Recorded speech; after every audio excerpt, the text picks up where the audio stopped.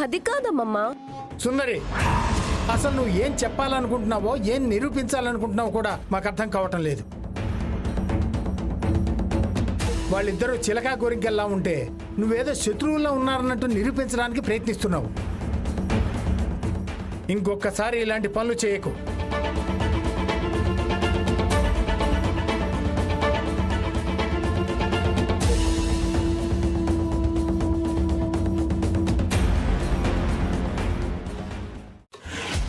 ఇప్పుడు అర్థమైందా రుద్రగారు, మిమ్మల్ని ఎందుకిలా నాతో ప్రేమగా మాట్లాడమని రిక్వెస్ట్ చేశాను? మా పిన్ని మనం గొడవ పడ్డం చూసినప్పుడే నాకు అనుమానం వచ్చింది. మీరిలా సహకరించకపోతే ఈ పాటికి ఈ ఇల్లు నరకం అయ్యేది. Thank you. నేను కూడా ఈ పండగని దండగ చేయకూడదనే నీ మాట విన్నాను, నీ మీద ప్రేమతో కాదు.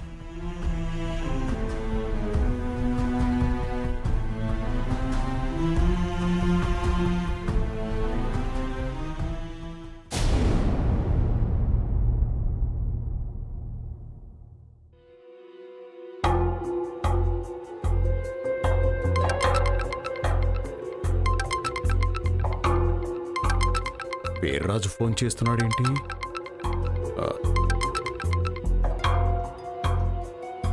హలో, ఎలా ఉన్నారు వీర్రాజు గారు? మీకు అప్పిచ్చాక ఎలా ఉంటానండి?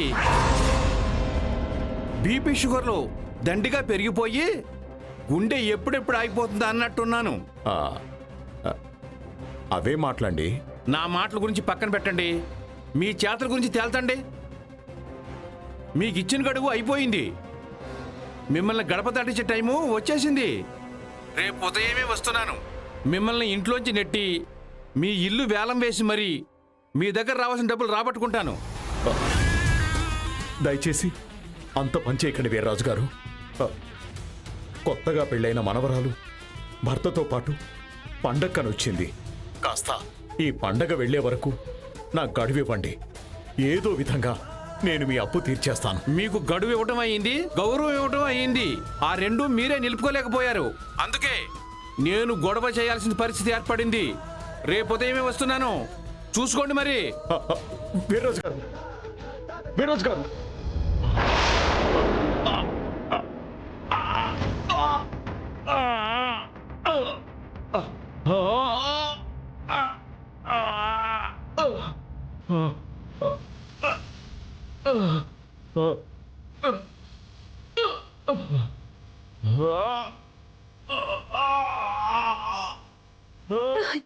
ఏమండి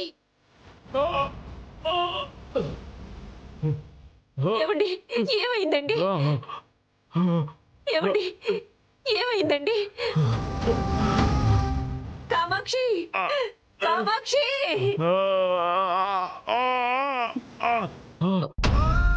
మావయ్య గారు ఏమైంది?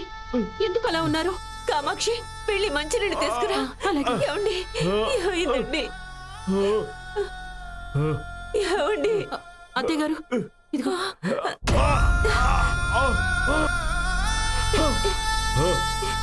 ఇదిగోండి, ఇది వేసుకోండి. మంచినీళ్ళు.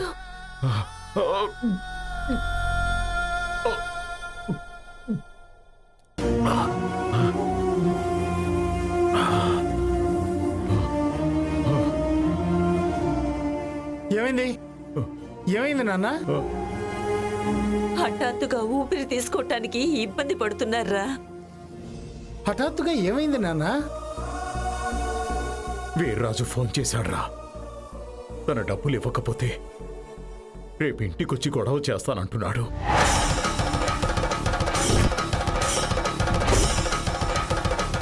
పిడుగులాంటి వార్త వినగానే పరువు పోతుందేమో అని కాస్త గుండె దాట పెరిగింది.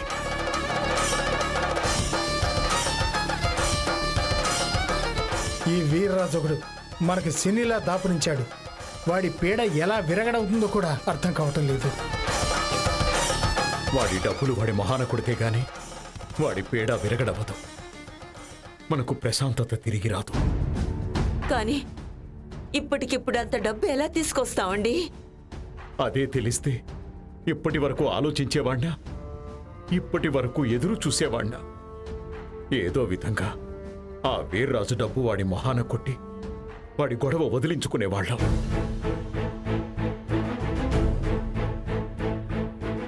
ఏదో ఒకటి చేద్దాంలే నాన్న. మీరు అనవసరంగా ఆలోచించి ఆరోగ్యాన్ని పాడు చేసుకోకండి. అది కాదురా, ఇంట్లో రుద్రున్నాడు. అతని ముందు వీర్రాజు వచ్చి గొడవ చేస్తే పరువు పోదా?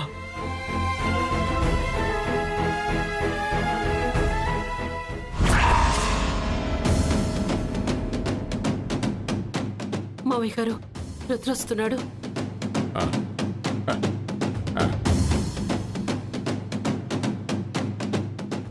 ఏంటి రుద్ర ఇలా వచ్చావు? నిద్ర పట్టడం లేదా? ఆ, ఏం లేదు మామయ్య గారు, నా ఫోన్ ఎక్కడ పెట్టాను తీసుకోవడానికి వచ్చాను. ఓ,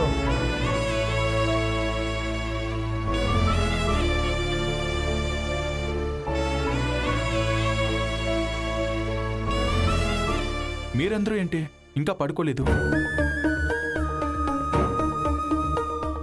ఆహా, ఏం లేదు రుద్ర. రేపు పెద్దలకి బట్టలు పెట్టడం కదా, ఏం చెయ్యాలి ఎలా చెయ్యాలి అని మాట్లాడుకుంటున్నాం. మేం కూడా కాసేపట్లో పడుకుంటాంలే, నువ్వు వెళ్ళి పడుకో. హ్మ్, సరే, గుడ్ నైట్.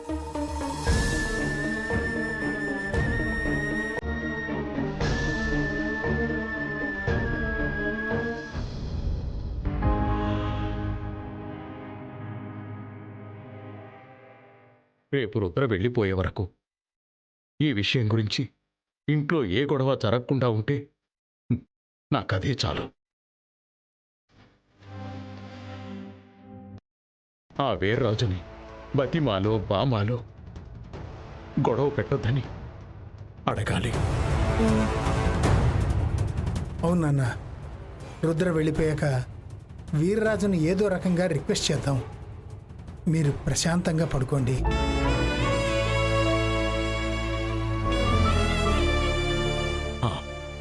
సరేరా.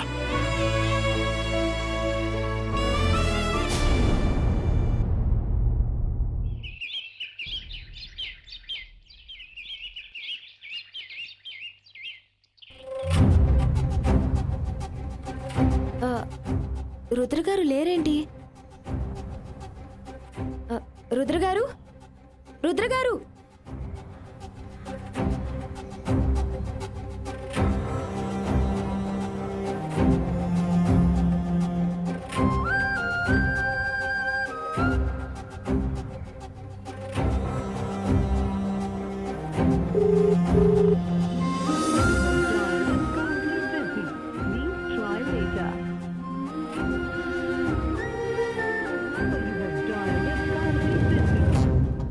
ఫోన్ కూడా లిఫ్ట్ చేయడం లేదేంటి?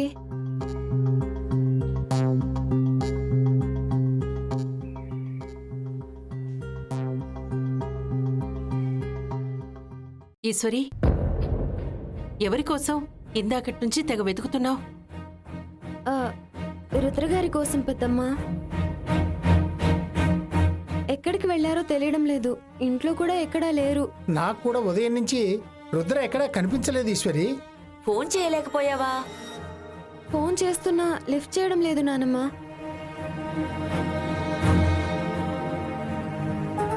వర్షం కురిశాక నేల తడవకుండా ఉంటుందా, నిప్పు రగిలాక పొగ పుట్టకుండా ఉంటుందా అన్నట్టు ఇప్పుడు అర్థమైందా? వీళ్ళిద్దరి మధ్య ఉన్న చిచ్చుకి ఇప్పుడొచ్చిన పొగ మీకు కనిపిస్తుందా?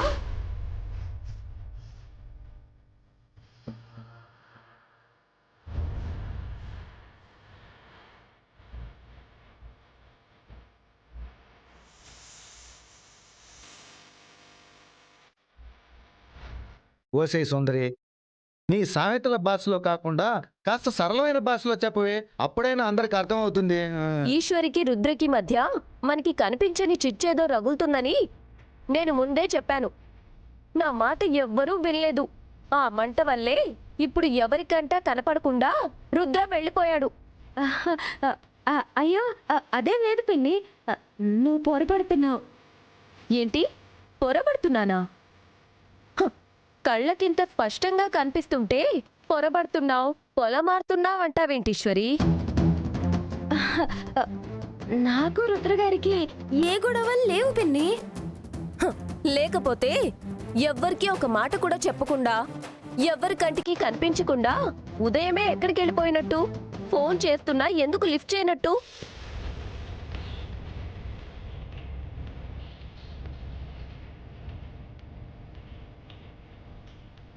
వాళ్ళిద్దరి మధ్య ఏమైనా ఉంటే కాస్త నోరు విప్పి చెప్పమనండి. అంతేగాని లోపల దాచుకుంటే మనకేం అర్థం అవుతుంది?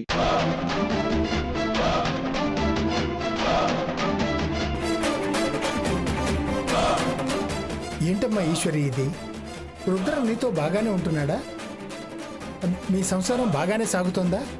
మీ ఇద్దరి మధ్య ఏమైనా మనస్పర్ధలు ఉన్నాయా? అయ్యో అదేం లేదు పెదనాన్న. మీరు అనవసరంగా తప్పుగా అర్థం చేసుకోకండి. ఇంకా దాచాలని చూడకిశ్వరి. నువ్వు చేసే తైతక్క పనులకి రుద్రకి తిక్కరేగుంటుంది. నీ పిచ్చి పనులకి మీ ఇద్దరి మధ్య పొరపచ్చాలు ఎప్పుడో వచ్చుంటాయి. నిజం చెప్పు, ఏం చేసి రుద్ర మనసు కష్టపెట్టావు? ఏం చండాలం చేసి నీ సంసారాన్ని చెడగొట్టుకుంటున్నావు? అ, అ, అ, అదేం లేదు పిన్ని, నా మాట వినండి. అందరూ ఇంట్లోనే ఉన్నారు. కరెక్ట్ టైంకి వచ్చానన్నమాట.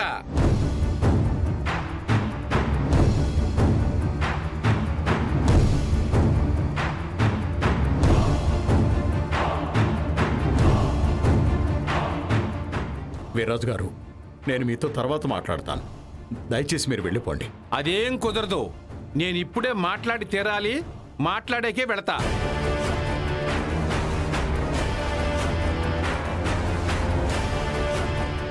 అది కాదు వీర్రాజు గారు, దయచేసి నా మాట వినండి. అదేం కుదరదండి. ఈ రోజు నేను లెక్కలని తేల్చేసే వెళతా.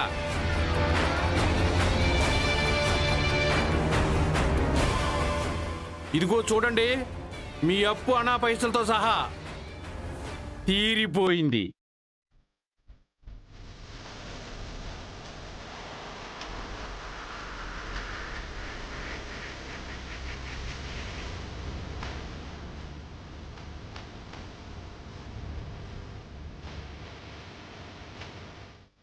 ఇక మీకు నాకు ఎలాంటి సంబంధము లేదు.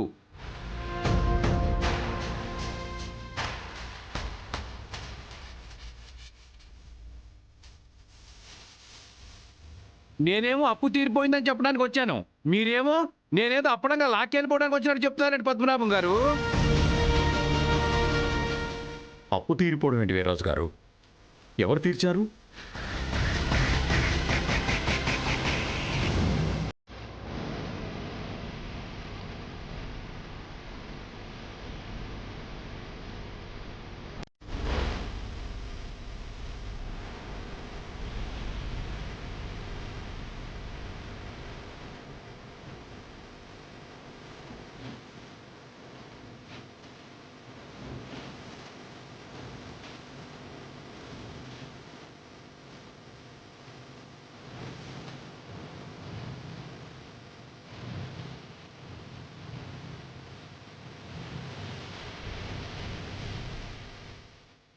కోటేశ్వరుడే మీ ఇంటికి అల్లుడైనప్పుడు, లక్ష్మీదేవికే మీరు చుట్టమైనప్పుడు, లక్షల్లో ఉన్నప్పు తీరకుండా ఎక్కడికి పోతుంది చెప్పండి. రుద్రగారు మొత్తం అప్పు తీర్చేశారు.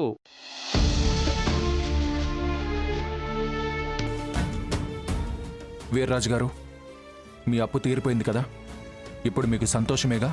అప్పిచ్చిన వాడికి వడ్డీ వచ్చినప్పుడు ఎంత సంతోషంగా ఉంటుందో తెలియదు కానీ అసలు మొత్తం క్షేమంగా తిరిగి వచ్చినప్పుడు ఆ ఆనందం వేరుగా ఉంటుంది సూటు బాబు. అయ్యా పద్మనాభం గారు, ఇవిగోండి మీ ఇంటి కాగితాలు. చూస్తారేంటి, పట్టుకోండి బాబు.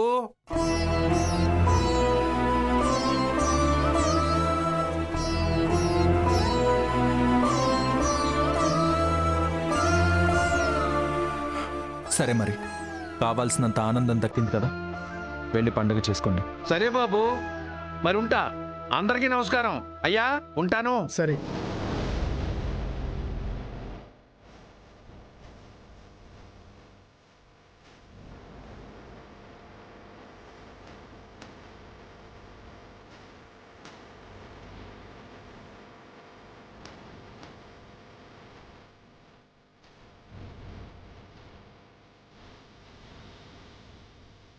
ఏంటి రుద్ర, నువ్వు మా అప్పు తీర్చడం ఏంటి?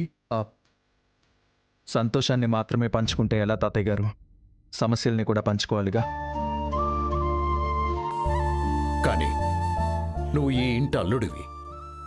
ఈ ఇంటి బాధ్యతని, బరువుని నీ భుజాల మీద వేసుకోవాల్సిన అవసరం లేదు. అవసరం లేదు అని అంత దూరం విసిరి పారేయకండి. రాత్రి మీ కష్టం గురించి తెలిసాక తెలియనట్టు ఉండలేకపోయాను. మిమ్మల్ని ఈ సమస్య నుంచి బయటపడేసేదాకా నిద్రపోలేకపోయాను.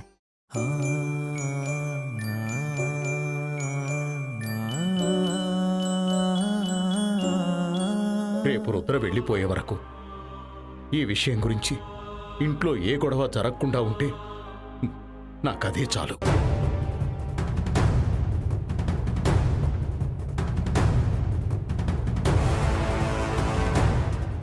ఆ వీర్రాజుని బతిమాలో బామాలో గొడవ పెట్టొద్దని అడగాలి.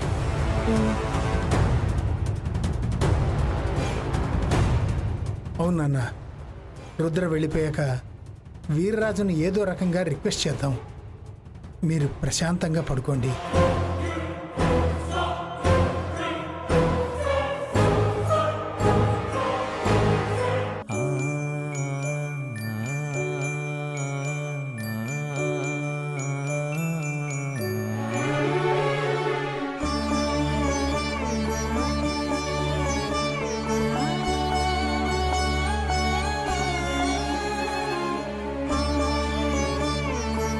నువ్వు అభిమానంతో చేసినా మేము అత్యాశకి పోకూడదు. అందుకే ఈ ఇంటి కాగితాలు నీకిచ్చాను.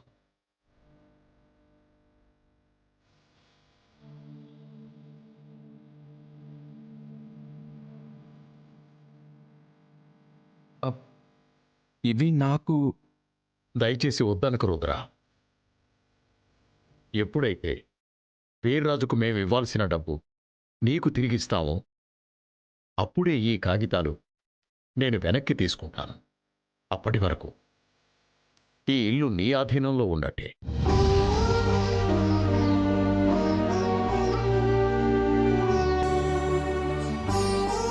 తాతయ్య గారు, అది ఇదంతా ఎందుకు? నా సంతోషం కోసం తీసుకోరుద్రా. నా పెద్దరికాన్ని నిలబెట్టుకునే అవకాశం ఇస్తూ తీసుకో. దయచేసి వద్దనకు. సరే తాతయ్య గారు, మీరింతగా చెప్తున్నారు కాబట్టి కాదనలేకపోతున్నాను. మీరు అపరాధ భావంలో ఉండకూడదని తీసుకుంటున్నాను. చాలా సంతోషం బాబు.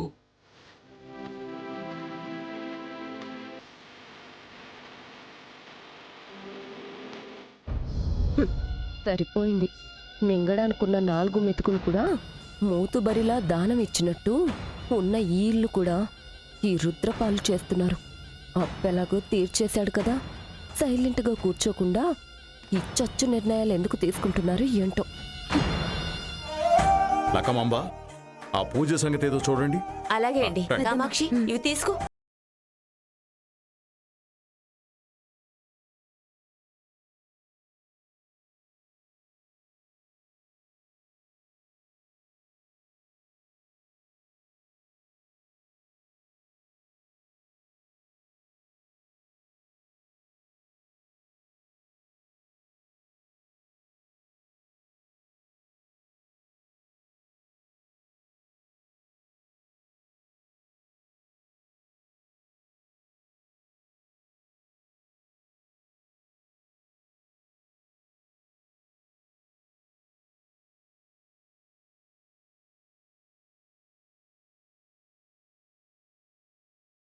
గారు, చాలా థ్యాంక్స్. ఎందుకు? ఈ ఇంటి కష్టాన్ని చూసి ఊరుకోకుండా పంచుకున్నారు. అందరి తల మీద ఉన్న భారాన్ని దించేశారు. అందరి భుజాల మీద ఉన్న బరువుని మీరు బాధ్యతగా తీసుకున్నారు. ఎన్ని థ్యాంక్స్ చెప్పినా మీకు తక్కువే. ఇప్పుడు సంతోషమేనా? చాలా సంతోషంగా ఉంది. కానీ నేను మాత్రం సంతోషంగా లేను.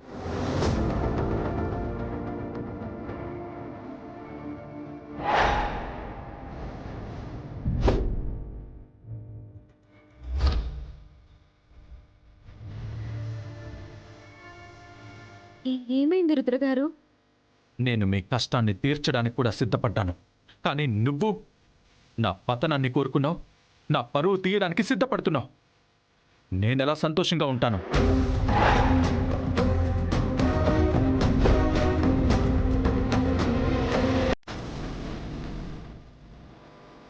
నా హోటల్ లేపేయడానికి, నా హోదాని ప్రశ్నించడానికి నోటీస్ ఇచ్చి నా జుట్టు నీ చేతిలోకి తీసుకున్నావుగా. కానీ ఇప్పుడు చెప్తున్నాను విను, నీ జుట్టు నా చేతుల్లోకి వచ్చింది.